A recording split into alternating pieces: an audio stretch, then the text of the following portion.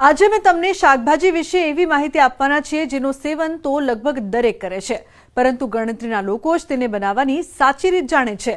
મોટા ભાગના લોકો શાકભાજીનો સ્વાદ માણવા માટે તેને ફ્રાય કરીને ખાય છે, પરંતુ જાણકારોની જો માનીએ તો કેટલીક શાકભાજીને ફ્રાય કરવી યોગ્ય નથી, કારણ કે આ શાકભાજીને ફ્રાય કરવાથી પોષક તત્વો નાશ થઈ જાય છે। ચાલો જાણીએ તેના વિશે।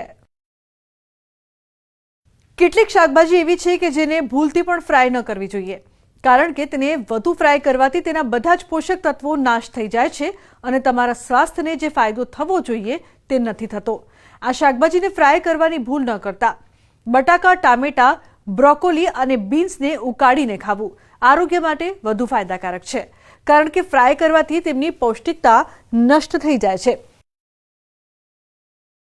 બટાકા એ એવી શાકભાજી છે જેને દરેક ફ્રાય કરીને ખાય છે, પરંતુ આથી તેની પૌષ્ટિકતા નષ્ટ થઈ જાય છે। જો તમે તેનું સેવન ઉકાળીને કરો છો તો આથી તમને પૂરતી પૌષ્ટિકતા મળશે, તેથી સારું રહેશે કે તમે બટાટાનો ઉપયોગ તેને ઉકાળીને જ કરો।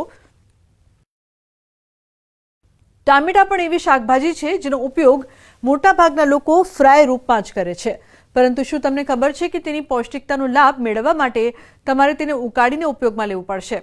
જ્યારે તમે તેને ઉકાળો છો ત્યારે તેમાં રહેલું લાઇકોપીનનું કન્સન્ટ્રેશન ઘણું વધે છે, આથી પાચન તંત્ર દ્વારા તેને પચાવવું ખૂબ સરળ બની જાય છે। જાણકારો કહે છે કે બ્રોકોલીનો સેવન ક્યારે ફ્રાય કરીને ન કરવું જોઈએ, આથી તેની પૌષ્ટિકતા નષ્ટ થઈ જાય છે।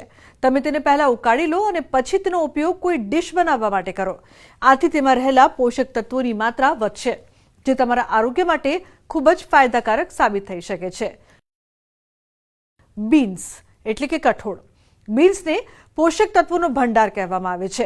તેમાં sodium, folate, fibre, calcium, vitamins અને ફોસ્ફરસ સહિત ઘણા પોષક તત્વો હોય છે, પરંતુ જો તમે તેને તેલમાં ફ્રાય કરીને ખાઓ છો તો તેમાં રહેલા પોષક તત્વો નષ્ટ થવા લાગે છે।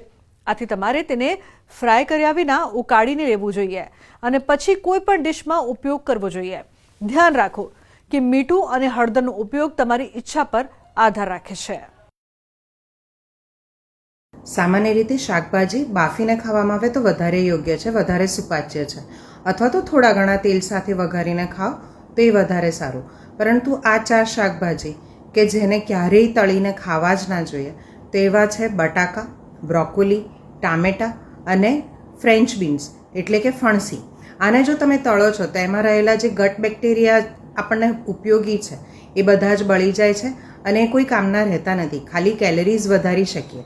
હવે બટાકામાં જોઈએ તો સૌથી વધારે સ્ટાર્ચ છે અને અમુક જીવાણુ છે, અમુક બેક્ટેરિયા છે કે જે આપણા શરીર માટે જરૂરી છે, જે અમુક ખરાબ તત્વોને નાશ કરે છે, પરંતુ જ્યારે એને તળો છો ત્યારે એમાં એ સ્ટાર્ચનો કોઈ મહત્ત્વ રહેતું નથી। એવી જ રીતે એમાં રહેલા બેક્ટેરિયા એક પણ જીવિત રહેતા નથી, માટે એ ખાવા હિતાવહ નથી।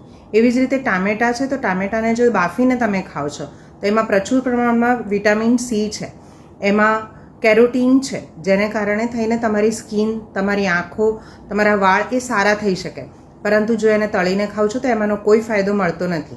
એવી જ રીતે તમે જો બ્રોકોલીને તળીને ખાઓ છો તો એમાં રહેલા જે પણ જીવાણુ છે, જે પણ સારા તત્વો છે, જે પણ પ્રોટીન, વિટામિન્સ છે, જે પ્રચુર માત્રામાં છે, પરંતુ એનો કોઈ ફાયદો રહેતો નથી, માટે એને પણ સ્ટીમ બોઇલ અથવા તો બોઇલ કરીને ખાવા વધારે હિતાવહ છે।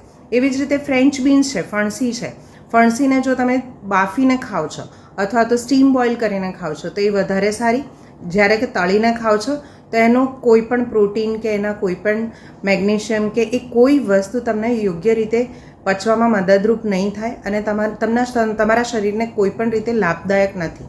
તો આજના અમારા આ અહેવાલમાં બસ આટલું। ફરી મળીશું એક નવી અને મહત્વપૂર્ણ જાણકારીની સાથે, પરંતુ આ વિડીયોને આપ ખાસ લાઈક કરજો અને વધુમાં વધુ શેર પણ કરજો। નમસ્કાર।